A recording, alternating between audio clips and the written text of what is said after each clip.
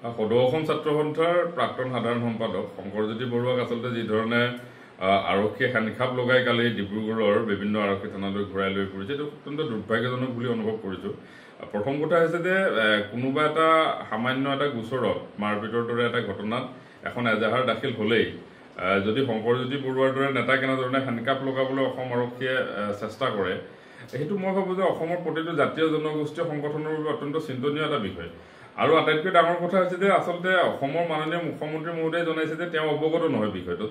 গতিকে কাৰ নিৰ্দেশত অসম আৰক্ষীয়ে এনেকুৱা কাম কৰে, এই কথাবিলাক মই ভাবিছোঁ অসমৰ ৰাইজে জনা প্ৰয়োজন আছে। কাৰণ যিকোনো এজন ৰাইজৰ মাজত থকা ব্যক্তিক নাইবা নেতাক ইচ্ছা কৰি অসম আৰক্ষীয়ে যদি সান্নিখাপ লগাই তেওঁৰ পদমৰ্যাদা, তেওঁৰ সামাজিক মৰ্যাদা নিশেষ কৰিবলৈ চেষ্টা কৰিব, তেতিয়া সকলোৰে বাবে এইটো চিন্তনীয় কথা। কাৰণ মাৰপিটৰ দৰে ঘটনা, এই ধৰণৰ ঘটনা বিভিন্ন ক্ষেত্ৰত হৈ যায় আৰু কেতিয়াবা কাৰোবাৰ ওপৰত ভুৱা গোচৰো ৰুজু হৈ যাব পাৰে। কিন্তু সেইবুলিয়ে সেই ব্যক্তিজনক যদি সান্নিখাপ লগাই এনেধৰণে তেওঁৰ সামাজিক মৰ্যাদা নিশেষ কৰাৰ চেষ্টা কৰে, তো তাৰ বিষয়ে মই ভাবোঁ যে খুব উচ্চস্তৰীয় তদন্তৰ প্ৰয়োজন আছে।